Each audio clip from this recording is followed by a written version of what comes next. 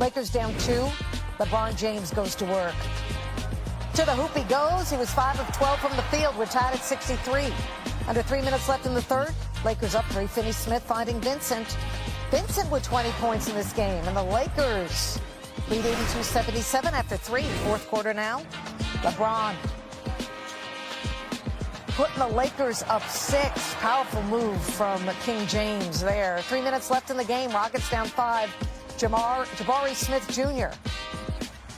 Got to guard him. Rockets cut it to 3. Next Lakers possession, Doncic. He says, let me get into this act.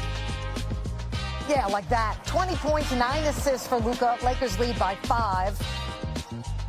Amen Thompson, the Euro step for the lay-in, and the Rockets within 3. Seconds left in the game. Rockets down 4. The inbound. Şengün goes for the lay-in. Blocked by LeBron James. LeBron had 16 points, 8 rebounds, and 2 blocks, and the Lakers hang on to win it. 104-98. As you saw today we fought. We fought really hard. It was a very physical game. And, you know, we got to play like this every game. If we play like this on the defensive end, on offense, we didn't do much outside, Gabe and Dodo, you know. But we shared the ball. We were playing forward with pace, and we just got to play like that. I thought defensively we was very locked in with our game plan and our what we wanted to do. It's a team that won, I think, 13 out of 14. They've been red hot, probably the hottest team in the NBA. And we understood that we had to key in on our keys defensively in order to win the game.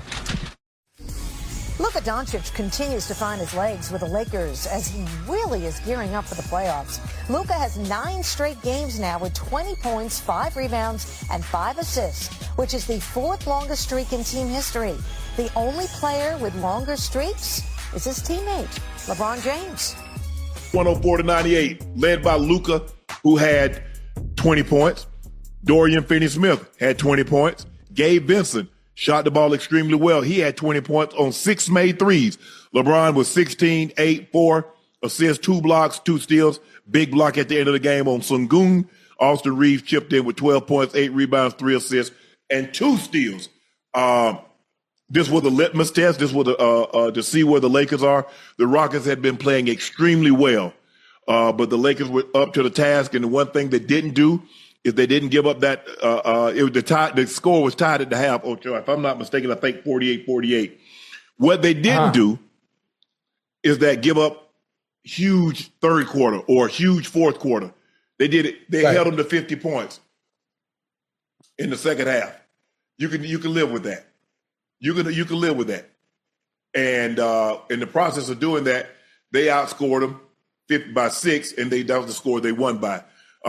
Really balanced scoring. You got 46 points off the bench, and that's what you're going to have. Finney-Smith was played really well off the bench. Gabe Vincent was sensational off the bench. 6 made threes, 2 free throws. But I thought the guys played well. I thought they played really well against a red hot team. Did a great job of I just thought they played well. They didn't shoot the ball well, or less than 40% from the floor, about 35% from the 3, Ocho. But if you watch this game, and I know you was on the flight, so I don't know how much of you saw. I don't know if they had TNT on the flight, but I thought the Lakers, look, can they play better? Yes. But when you play one of the better teams and you find ways to win, because these are games that the Lakers sometimes find a way to lose. But it was a close ball game throughout. The Rockets got out to a nice, decent lead. The Lakers wheeled them in, kept it close. Then they blew the game, ended up winning the game in the second half with key contributions from their big 3. Luka was really good, controlled the pace of the game. LeBron made 2 free throws, had a big block on Şengün. But I thought the difference in the ball game tonight was their bench. Dorian Finney-Smith and Gabe Vincent combined for 40 points and 10 rebounds. And if the Lakers are going to go far, they're going to need that kind of production coming off the bench. Listen, not only the production that they're going to need, obviously in transition, they have to play much better defensively. They have to play much better as well. These last few games before the playoffs start, they have to set a precedent and set a tone on how they're going to continue to play going into the postseason.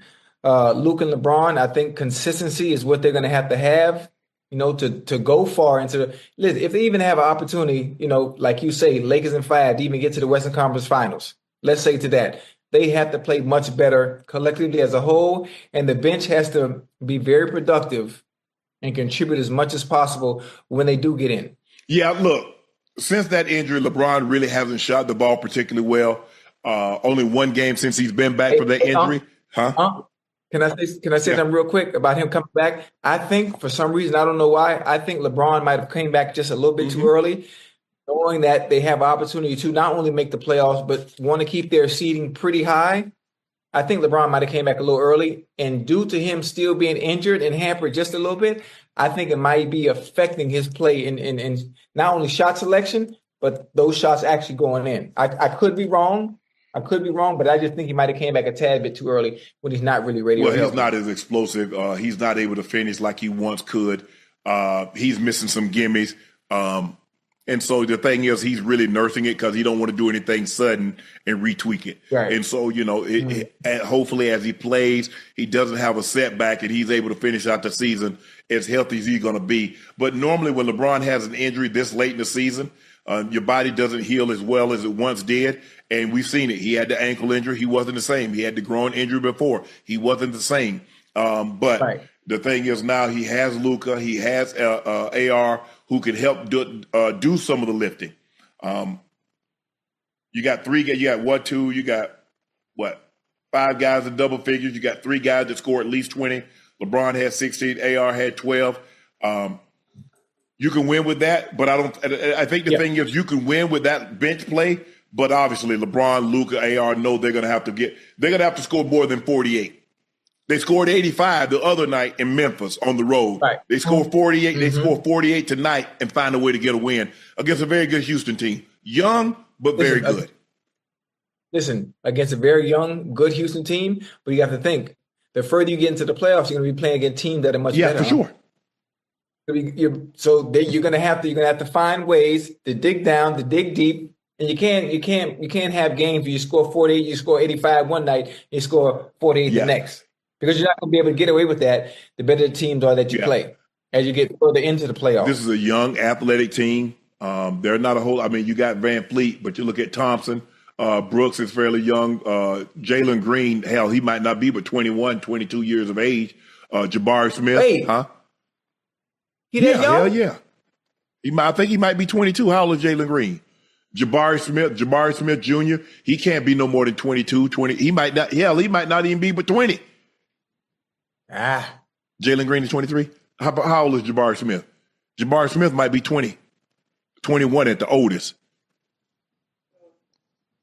See, they're a really young team. A really young team that they like to get up and down, but because of their head coach, who's a defensive guy,